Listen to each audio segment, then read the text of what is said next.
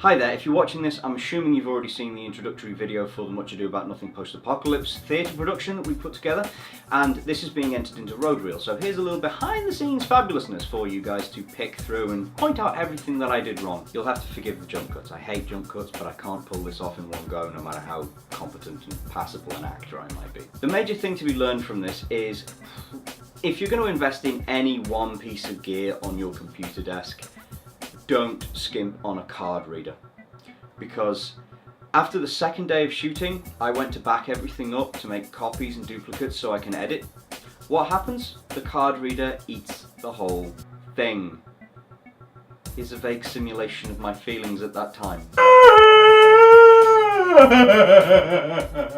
Take it from me, don't do it. Invest. Most important piece of kit for the whole thing, Benro monopod. Fluid head, S4 in this case, because I like a nice heavy piece of equipment. Don't ask me why. It leaves me so tired at the end of the day, but I prefer it heavy than too light and my hand is shaking it everywhere. This one comes with fluid head, fluid foot, weight limit of about 4 kilos. It's fantastic. It's just fantastic. If you look here, you can see me attempting a slider panning, and down there you can see me executing, well, you've got the behind the scenes and the actual attempt for a sort of crane shot. I don't know what you'd call it, but it worked okay. The other piece of gear to highlight was my other stabilizer, the Indie Mogul Fig Rig equivalent, complete with Manfrotto quick release plate, and this little nub was originally intended to include a shotgun mount stabilizer, which I've never actually had the time or inclination to fit, but the thing produced pretty damn solid results during the fight scene. I mean, it looked handheld, but it was less than it could have been. As you can see, not the best fight sequence ever, but it looks not too bad. Please excuse the slightly amateurish looking slideshow playing at the minute, but this is a quick demonstration of the effects we used. Most of them were fake blood, but in the case of Amy's prosthetics, they were actually cast using a kind of hard plaster that I got from a local craft store, and cast in gelatin. They actually produced pretty passable results, except for the fact that in getting them out of the mould, because I didn't use mould release, I shredded the edges. So they ended up with somewhat lumpy lines around the outside.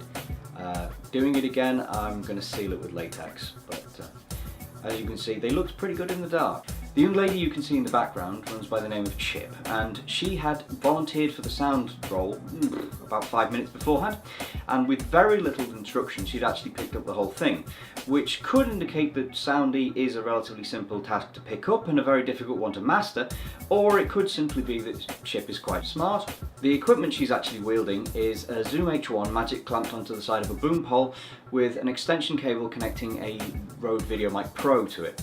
Unfortunately, the video mic in question, which was delivered that morning from Amazon, didn't actually function. So the video mic didn't actually turn up in the actual production phase, and instead made an appearance later on. What you can see here is actually an accidental time lapse of ADR processing. I took my laptop along so I could show the actual video, and I then had someone mimic the sounds a number of times before then recording several copies. I actually got perfect sync on at least 2 of these. I had to do kind of the opposite at one point because we had a very pristine sound recording that Chip had taken, but unfortunately all of the stuff from the second day had been destroyed, barring said sound recording. So what I actually did was have an actor listen to the sounds and then mouth them. Have you ever had footage of yourself that you're never quite sure why you have it or whether it's worth showing to you? Well, this is me doing wild sound. I actually attempted to explain my rig, which was a pistol grip with an H1N mostly up to the top, which is powered by an external battery unit because the battery system is broken in the actual unit. And then the RØDE VideoMic Pro connected to the front end, which was then plugged into the back. I'm actually planning on replacing this with a more portable battery solution using a flash bracket, but until that point this is what I'm using.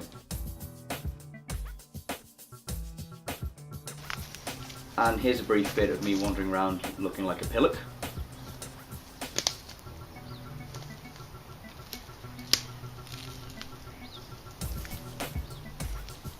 And finally, let's have a look at me walking along some path. not exactly riveting, but this is what sound is like. You have to do what you can with what you've got. Most of the cloth sound effects were made by beating two pairs of pants together. Flash sounds you can see in the ADR segment of Amy, where she's actually hitting herself. And now, just to prove that this is actually a video mic, I'm going to take it off the camera, not say anything, and then sort of, well, you can see me peeling it off like a banana there.